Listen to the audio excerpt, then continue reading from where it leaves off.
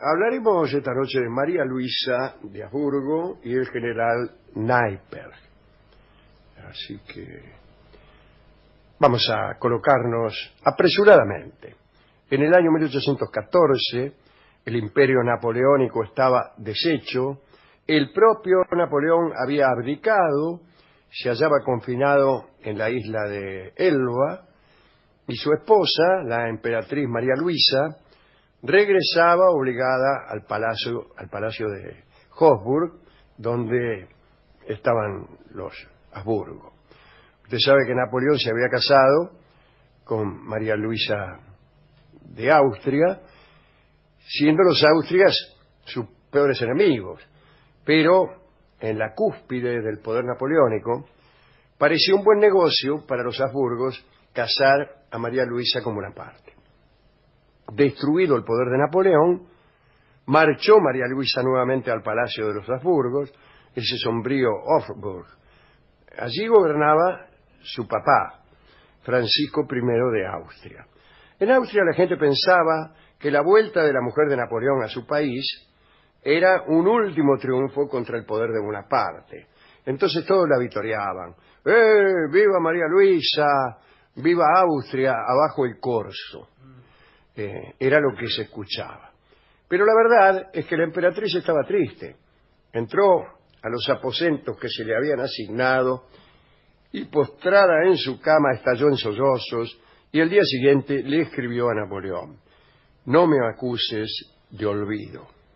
Parece una canción también, sí, también, de Imperio Argentina. Y siguió escribiendo: paso tristemente el tiempo lejos de ti. Mientras esperaba poder visitar a su esposo en la isla de Elba, ocupó el tiempo en fiestas, en bailongos y, hay que decirlo, perdón, ¿no? Sí, dígalo. En la cama de otros hombres. Parece que unos agentes austríacos con órdenes de altísima procedencia pretendían que María Luisa se distanciara totalmente de Napoleón. Querían debilitar a Bonaparte en todos los flancos. Y entonces inventaron lo siguiente, entre mil otros ardides. Organizaron una simpática orgía no lejos de la residencia donde estaba parando María Luisa. Hicieron la orgía con el fin de que llegasen hasta ella los rumores a través de la ventana, y ya se sabe el efecto que tiene el rumor de una orgía a través de la ventana en una señora separada de su marido. Parece que contrataron a 3 muchachas, según las crónicas, para sacrificar la poca virtud que les quedaba, con 2 cocheros y un joven panadero. Siempre al relatar los pormenores de una orgía, queda bien establecer el oficio de alguno de los participantes, y en este caso yo sospecho que existe la sensación de que los cocheros y los panaderos son personas muy propensas a la orgía y al desenfreno, porque ya un estudiante de física nos daría una impresión melancólica. Todos tenemos la sensación de que una persona así desentonaría en una orgía. En cambio, un cochero y un panadero, que son gentes acostumbradas a excentricidades del espacio unos y del tiempo otros, bueno, ya que los panaderos trabajan de noche, qué mejor que un cochero y un panadero en una orgía. Les seré franco, cada vez que yo organizo una orgía, Sí. lo primero que hago es invitar a un cochero y a un panadero. Incluso a veces me hago pasar yo por panadero al solo efecto de que me inviten a una orgía. Usted que es estudiante de física. Sí, claro, pero con esta melancolía que llevo encima, sí. ¿Quién me va a invitar? Pues bien, la orgía ahí cerca empezó. Empezaron a amarse las chicas con el panadero y los cocheros. Obedeciendo a las consignas dadas, debían comentar cada gesto o sensación en voz alta, que es, por ejemplo, ¡oh! Me está pasando esto y aquello. ¡Oh! Me están haciendo aquello y lo de más allá. Todo esto lo hacían en voz alta y con términos vigorosos cuando no obscenos. Ujú. Sucedió que estas frases atravesaron el patio y llegaron a los oídos atentos de María Luisa, y entonces la mina entró en un estado de nerviosismo, por decirlo así, de una índole tal que saltó de la cama en camisón, abrió la puerta de la habitación, llamó al centinela de guardia y lo metió en la cama. No Bien. tengo ningún comentario. No, y yo tampoco, señor. Así que Mientras continúa. tanto, Napoleón aguardaba en la isla de Elba, jugando con una linterna mágica y con fuego de artificio. Sí, ¿qué va a hacer? Pobre. Ahora bien, esta actitud desenvuelta de la emperatriz escandalizó a los franceses y también a muchos austríacos. Un día la vieja reina María Carolina, la hermana de María Antonieta, encaró a María Luisa y le dijo: «Ofendes al amor. Yo en tu lugar ataría las sábanas de mi cama a una ventana y saldría corriendo hacia la isla de Elba», dijo la vieja. Estos reproches impresionaron un poco a María Luisa y por un instante pensó en la fuga, pero sabía que nunca conseguiría hacerlo y prefirió esperar en Viena que su amado Napoleón fuera el que llegara hasta su ventana. En el mes de junio de 1814, María Luisa consiguió permiso para salir de Hofburg. Decía que tenía ganas de pasear por Chamonix. Esto utilizaba a los Borbones, que como se sabe, estaban ya instalados en el trono francés. Estaba Luis XVIII, que era el hermano del decapitado Luis XVI. Ahora bien, Luis XVIII no quería saber nada que tuviera que ver con Napoleón. Pero María Luisa fue de todos modos autorizada. Pero sin que ella lo supiera, además de los guardias pertinentes, le pusieron una espía que tenía que evitar que a ella se le ocurriera ir en busca de Bonaparte. El espía, que se presentó como un oficial del emperador de Austria, se llamaba Alain Albert de Naipper. Tenía unos 40 años, era rubio, era muy alto, tenía una especie de tapita para ojo, de esas que usan los piratas, porque había perdido un ojo, vaya a saber en qué batalla. El tipo era un don José. Un don Juan. Un don Juan. Y ya se había desempeñado cerca de María Luisa en Praga, como chambelán en 1812. Ella no mostró ningún placer en reconocerlo. Incluso tuvo una impresión desagradable que no intentó disimular. Con sus modales envolventes, con el ojo tapado, el personaje le pareció sospechoso a María Luisa y a cualquiera. Sí. Que viene con un ojo Un tapado ahí, con un uniforme medio raro, y dice: ¿quién es? La ex emperatriz no era ninguna tonta y le escribió a Napoleón: «Che», dice, «aquí estoy rodeada de la policía y de la recontrapolicía austríaca. Pese a todo, confía en mi deseo de ir a verte.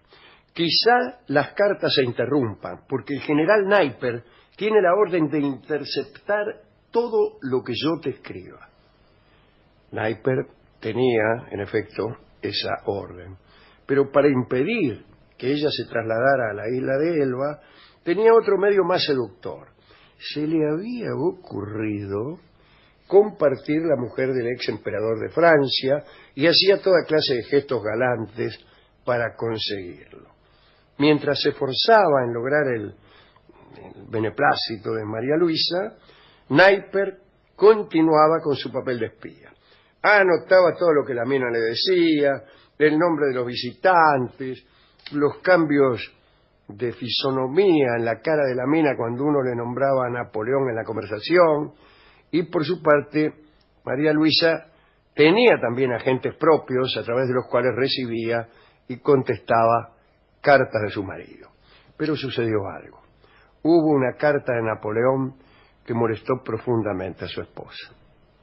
Loco de deseo, Bonaparte exigía a María Luisa que fuera a reunirse con él lo antes posible y amenazándola con un rapto a viva fuerza en caso de una prolongada negativa.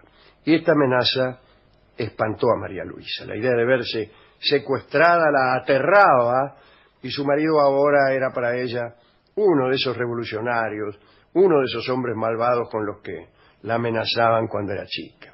Recuérdese que ella se crió en la corte de María Antonieta, que fue decapitada durante la Revolución Francesa, ¿no? Y Napoleón formó parte en sus principios de la Revolución Francesa. Así que María Luisa, atemorizada, optó por la tranquilidad y ya no quiso ir a Elba. Naipper cantaba victoria. Unos días más tarde, apremiada por Naipper, María Luisa empezó el regreso a Viena y en un momento llegaron al borde del lago de los Cuatro Cantones, visitaron la capilla de Guillermo Tell, qué sé yo. Por ahí viene una tormenta y todos fueron a buscar refugio en el albergue El Sol de Oro, que era una porquería, ¿no? Naipper tenía la ocasión que esperaba. Repartieron habitaciones. Frente a la habitación de María Luisa se ubicó Naipper y durante la noche se le metió la pieza. Directamente, se le metió la pieza y al segundo trueno ya eran amantes, ¿no? Y bueno, así pasan estas cosas. Tras un viaje en el que cada etapa era un pretexto para que Naipper se metiera en la pieza, María Luisa llegó al palacio y allí una maniobra del ministro Metternich acabó por separar a la joven de Napoleón.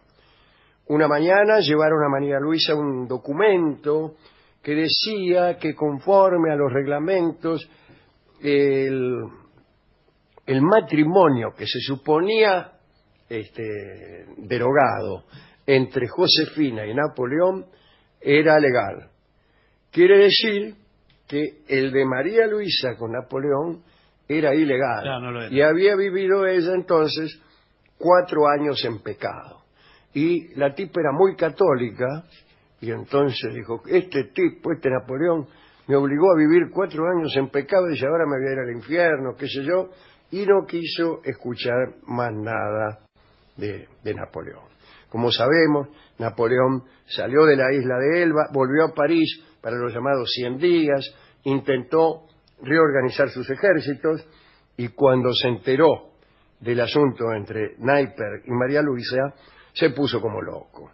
Ella le había propuesto una separación amistosa y él empezó a gritar, si es preciso, aplastaré todos los ejércitos aliados e iré yo mismo a buscarla a Viena y la traeré a las Tullerías, que era donde vivían antes.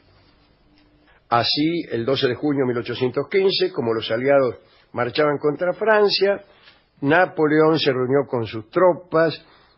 El objetivo era librar un combate en Bélgica, vencer y salir rajando a buscar a María Luisa. No pudo. Ya sabemos todo lo que sucedió en la llanura de Waterloo. Napoleón fue apresado, lo llevaron a Santa Elena y allí pasó hasta el día de su muerte.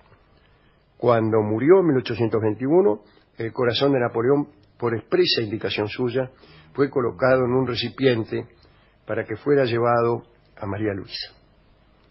Y la ex emperatriz no se entristeció demasiado por la muerte de Napoleón, asistió bien a un servicio religioso, con un velo negro, que estaba destinado más que nada a ocultar su embarazo. Se me dirá cómo un velo negro puede ocultar un embarazo y responderé que no lo sé.